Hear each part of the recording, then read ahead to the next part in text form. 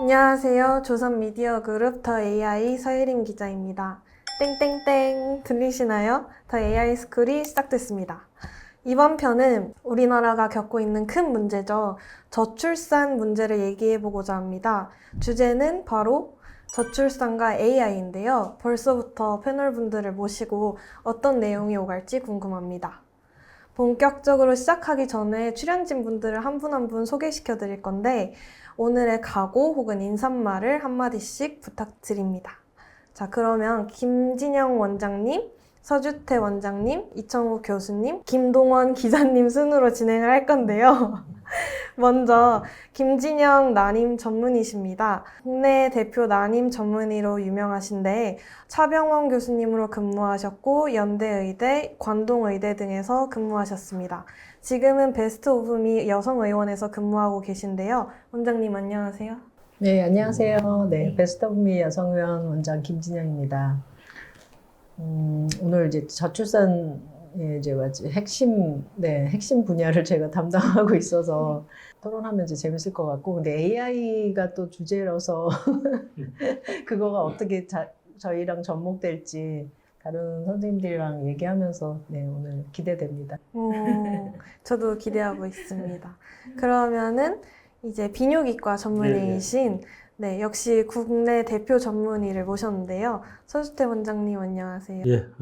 안녕하십니까. 저는 이제 그 불임이라는 게 이제 부부의 문제이지 여성 어떤 남성의 각각의 문제는 아닙니다. 그래서 남성적 요인에 좀 베이스를 두고 있는 그런 쪽 남성 불임 난임을 학문적으로 쭉 공부하고 지금도 남성 불임 위주로 진료를 하고 있는 비뇨기과 전문의 서주태입니다. 네, 저도 잘 부탁드립니다. 그럼 이제 이어서 이청호 상명대 교수님이 나오셨는데요. 인공지능 윤리 쪽에서 많은 이야기를 해주고 계신 분입니다. 교수님 안녕하세요.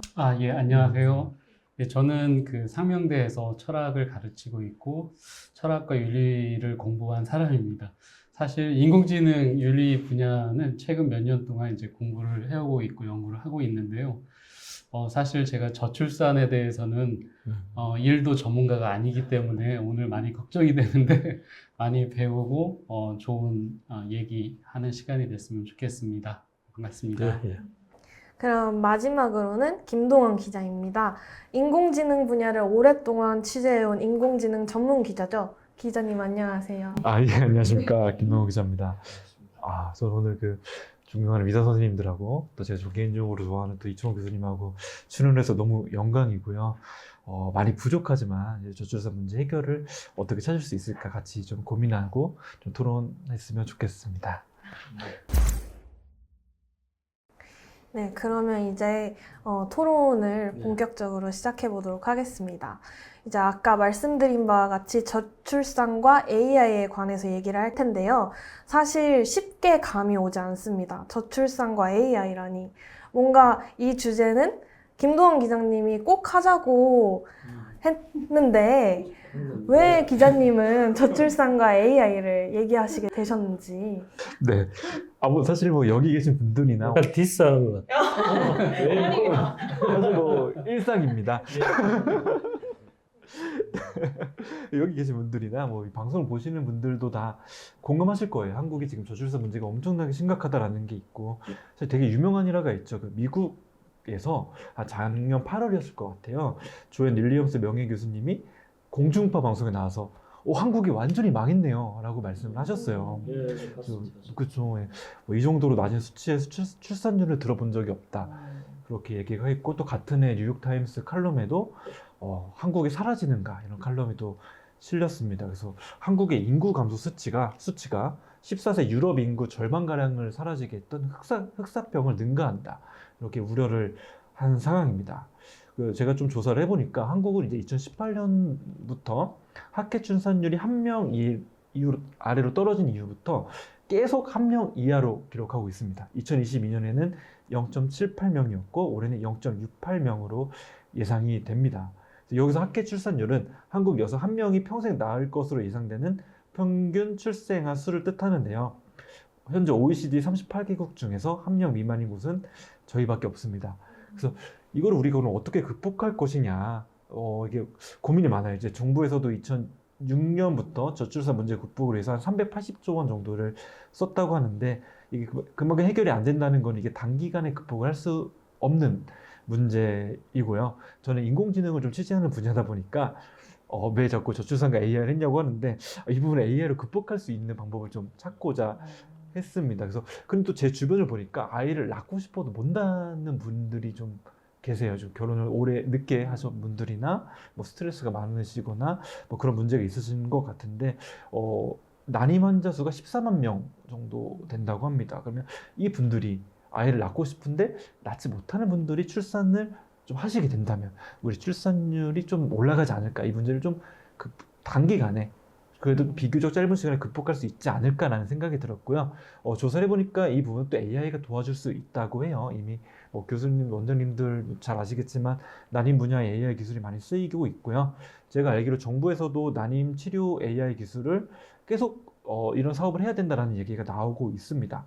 그래서 이 부분을 한번 저희 원장님들하고 또 우리 교수님하고 좀 나누고 싶어서 주제를 잡아봤습니다. 네, 좋은 주제 같아요. 예전에가 이런 것도 하나의 AI였을 거라고 생각이 되는데, 이제 정부 같은 데서 어떤 치료 방향을 설정할 때 많이 이제 그냥 정하는 게 아니거든요. 뭐냐면 이제 어떤 시술의 예를 들어서 임신 성공률, 그 시술을 하는데 들어가는 돈, 이런 걸 종합적으로 하여튼 변수를 정해서 이제 어떤 치료를 먼저 할 것인지, 그것도 일종의 AI죠. 예전에 이제 제가 한번 시뮬레이션으로 2가지 치료를 받아봤는데 되게 복잡해요.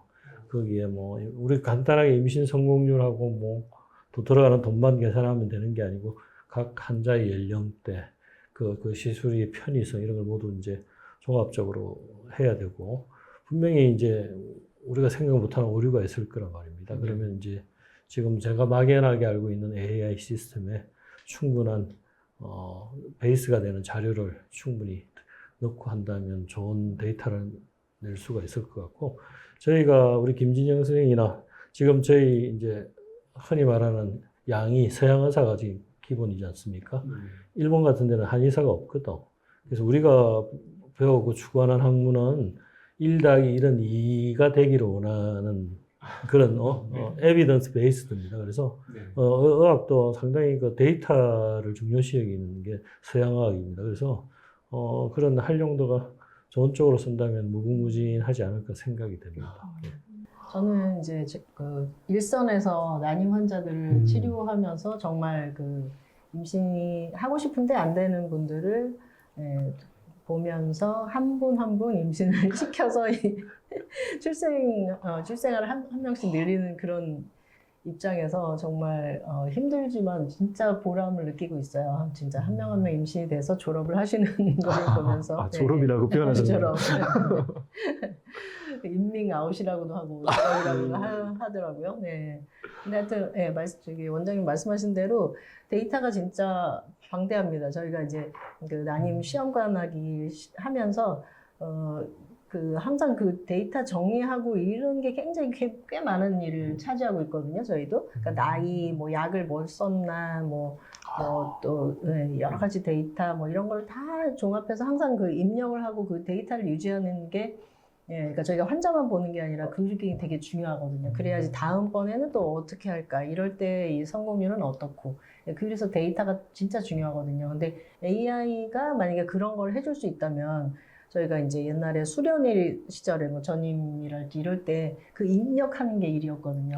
그러니까 이제 그런 거를 딱 그 입력하고 통계 자료 뽑고 하는 거를 AI가 이제 해줄 수 있다면은 엄청 도움이 될 것 같아요. 그래서 이런 분들은 지난번에 이렇게 했으니까 이렇게 치료를 한다든지 뭐 그런 거에도 많이 도움을 받을 수 있을 것 같고, 실제로 현재 하고 있는 거는 이제 그 수정란, 시험관하기를 하면은 그 수정란이 발달되는 그 속도랄지, 우리가 이제 매일 뭐 이렇게 체크는 하지만 그 배양실의 그 엠브리올로지스트들이 체크를 하긴 하지만 밤새도록 이 수정란을 보고 있을 수는 없거든요. 네, CCTV 같은 걸로 실시간으로 계속 관찰을 하면서 꼭 평가를 해야 되는 그 시간에 그 데이터를 또 입력을 하거든요. 근데 지금 그거를 또 AI가 해줄 수 있다는 거예요. 네, 그래서 현재 그렇게 해서 어떤 수정란이 가장 발달이 되는데 퀄리티가 좋게 발달되는 거, 뭐 이런 변수를 넣었을 때 봤을 때 요 시간에 요 세포에 도달하는 그런 시간이 짧거나 뭐 이럴 때 빨리 발달이 되거나 뭐 이런 거 변수를 가지고 어떤 수정란이 가장 임신이 되기 좋을까, 그런 거를 이제 그런 수정란을 골라주는 그런 거를 실제로 하고 있습니다. 작년에 그 학회 갔는데 이제 그 AI 기술을 이런 쪽에 접목한 그 동영상을 강의하신 선생님 갖고 오셨더라고요. 그게 뭐냐면 이제 예를 들면 난자를 이렇게 하나가 딱 오면 yes or no 해서 우리 패대그리 그리듯이 이렇게 칙칙 가듯이 분류를 하는 거야. 이런 세포의 표면은 얼마입니까? 뭐 그러면 일로 가고 아니면 일로 가고 이렇게 해서 그 제일 최적화된 난자를 수정을 시켜서 이제 지금 뭐 꽤 많이 진행이 된 것 같아요. 우리가 뭐 그쪽에 지식이 부족해서 많이 간 것도 모르는 것도 있을 거고.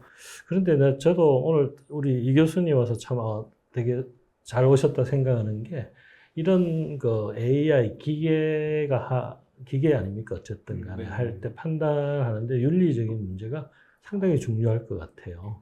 어떤 의학적 시술을 하더라도 어떤 큰 기관이나 병원에는 의료윤리위원회가 있거든요. 연구나 이런 걸 할 때. 그래서 그게 이제 의사들이 뭐 안 그런 사람도 있겠지만 목표 지향으로 해서 성공률을 가다 보면 뭐 좋은 결과를 얻는 거는 차지하고 윤리적으로 문제가 되는 건 우리가 해서는 안 되거든요. 그래서 이제 더더군다나 기계 이런 시대에는 우리 AI의 이런 우리 철학가, 종교학과 이런 선생님들 이쪽 분야에 또 더더군다나 자문해 주시고 조언해서 되게 필요하리라 생각되고 오늘 이 교수님 오셔가지고 참 다행인 것 같아요.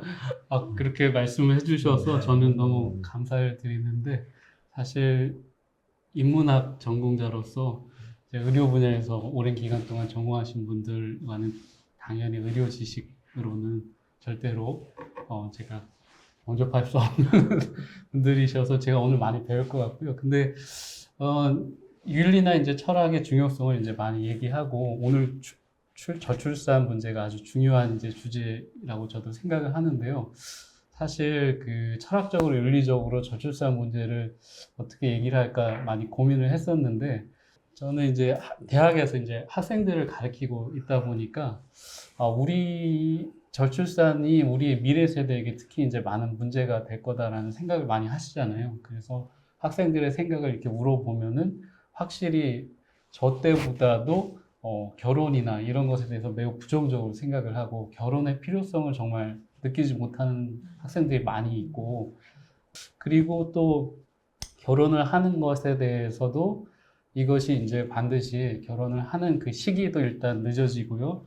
그러다 보니까 난임 문제나 이러한 그런 문제들도 많이 생길 것 같고 그리고 학생들이 또 요즘 젠더 갈등이 많이 있어가지고 20대 이런 학생들 특히 젊은 세대들에 있어서는 남학생들의 그러한 입장들과 여학생들의 입장들이 상당히 많이 또 다르더라고요. 그래서 서로 결혼 자체에 대해서 부정적으로 별 필요 없는 것으로 생각하는 분위기가 매우 많아지는 것이 조금 우려가 되는 상황인 것 같습니다. 그래서 저출산 문제가 우리 사회의 미래를 위해서 아주 중요한 주제인 것 같아서 오늘 아주 중요한 주제를 하신다라고 생각을 하고 이 자리에 왔습니다.